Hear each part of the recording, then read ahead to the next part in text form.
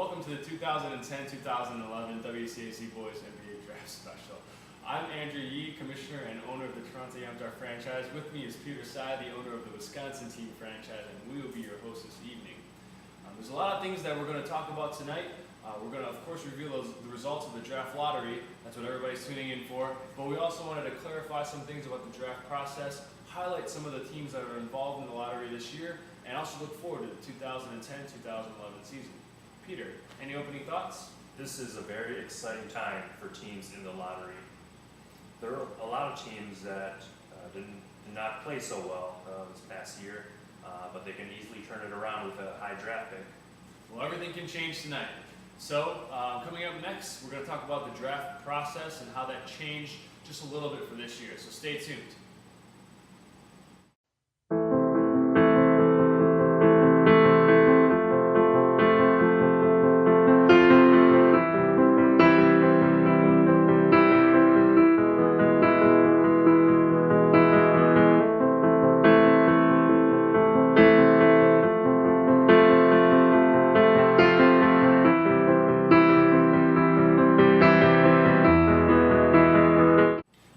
To the 2010 WCAC Boyz Draft Lottery. There's been a little bit of a tweak to the draft process this year, so we're just going to walk through that. In the past, we've written down team names on slips of paper, put them in a jar, thrown it around, and pulled out some team names. This year, since it's 2010, we're going to go online electronically. So what we did was we took all the teams that were lottery bound, and we assigned them numbers based on the percentage of them winning the lottery. We then went to the random number generator provided by random.org and pulled a number between 1 through 100. The team number that correlated with the number that correlated with the team name was awarded that draft spot. So for instance, the team with the best chance this year is Too Good to Be 2 with a 30% chance of winning. They were assigned numbers 1 through 30. Followed closely by lottery veteran TJ Maxx with a 23% chance. They were assigned numbers 31 through 53. After that, the list goes like this. Brooklyn's Finest, 17%, Brazilian Blur, 13%, JoJo's Rotten Totten, 8%, Chimichangas, 5%, Brickhouse, 3%, the Ben Punishers, 1%. Let's take a closer look at some of these lottery teams. Peter, how about John Chu's team? Well, John Chu, the owner of Too Good to Be 2, his first full season of fantasy basketball, he wasn't winning many games. And Blake Griffin, his first overall pick, missed the entire season. This team has a lot of hope for next year. Imagine if they win the lottery with Blake Griffin and John Wall on the same team. That would be pretty scary for the next 10 plus years. Yeah, that's quite a lot of potential out there. Now what about TJ Maxx? They're in the lottery pretty every year, you know. But this year they are headed by your former minority owner, Alfred Wong. What's their team outlook like? Well, for those in the Fantasy Baseball League, we all know that Alfred does have a couple of championships under his belt, but he has yet to prove that he could win in the basketball league. But we all know how active and competitive Alfred is in fantasy sports, especially on the trade front. Watch out for this team. Yeah, so you know those two teams traditionally are part of the lottery process.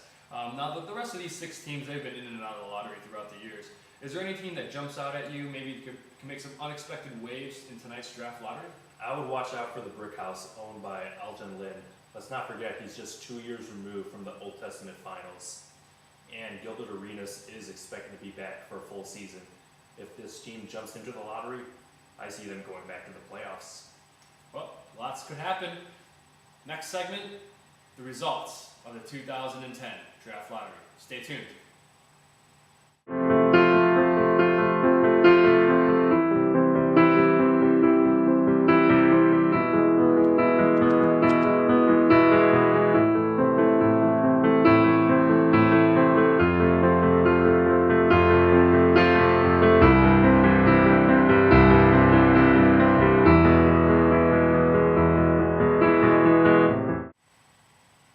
Results of the 2010 WCAC Boyz Draft Lottery.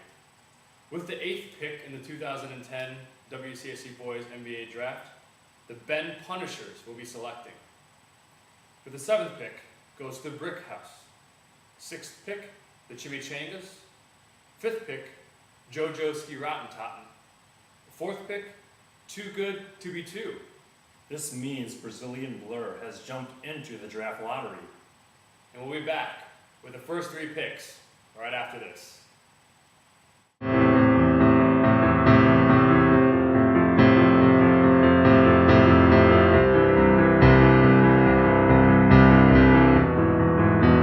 Welcome back. We are about to announce the top 3 picks for the 2010 WCAC Boyz Fantasy Draft. The top 3 picks will be going to Brooklyn's Finest, TJ Maxx, and Brazilian Blur. With the 3rd pick in this year's WCAC Boyz Draft, Brazilian Blur will be selecting. The 2nd pick of the 2010 WCAC Boyz Draft will be going to Brooklyn's Finest, which means the number 1 overall pick in this year's draft will be going to TJ Maxx. Congratulations, Alfred. We'll be back in a minute to recap the draft lottery and also preview some of the matchups in 2010-2011. So stick with us.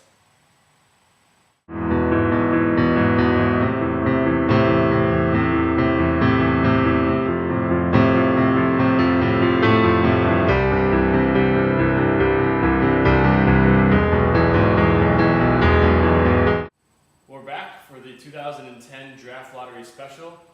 Crazy night. Congratulations to TJ Maxx. I'm sure they're excited, but I think tomorrow the big news of the day is going to be John 2 falling out of the first 3 spots. I mean, we all expect him to get number 1, and not only does he not get that first pick in John Wall, but he falls out of the top 3 completely. What do you think?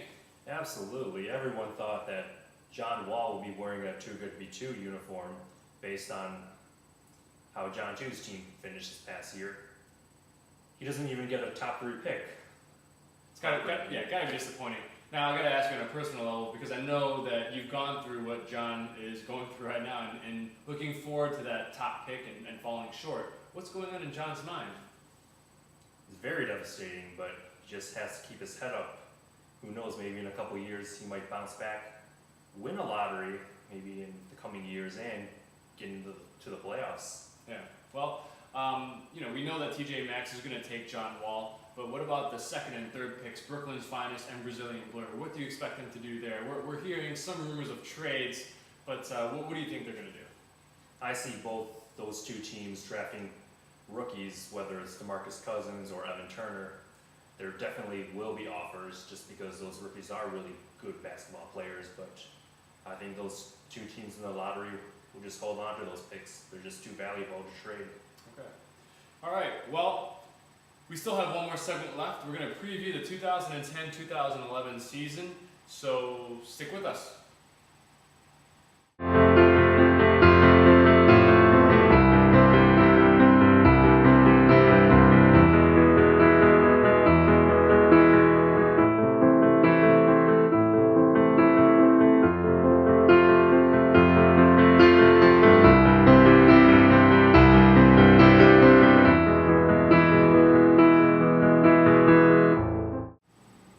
As we wrap up this 2010 draft lottery special, we'd just like to preview the upcoming 2010-2011 season.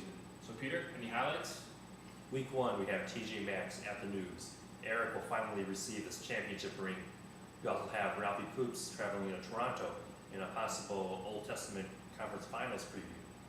First week of December, when LeBron returns to Cleveland, TJ Maxx will be returning to Wisconsin. Christmas Day, we have the Conference Finals rematches, and Martin Luther King, we have the Finals rematch. All sounds exciting. These matchups are all available online, so you can go ahead and check out your team's schedule whenever you get a chance. If you do that, you also notice that there's only 19 regular season matchups this year as opposed to the 20 that are normally provided.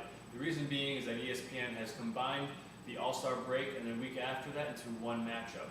Peter, can you tell us a little bit more about that matchup? Yes, I've made that 2-week period rivalry week, which will feature the bloody and hated rivalry of Super Benny Boys against Toronto Young Shots. Which stands at 30-1. This rivalry week will also feature Vince Lowe versus Victor Lowe and John Lee versus Sam Lee in a matchup of brothers. Well, if you didn't hear a team name called, go ahead and check it out online and see who your rival is. But in the meantime, Peter Sai, Andrew Yee, signing off. Thanks for joining us for this draft lottery special. We'll see you next in the 2010 draft.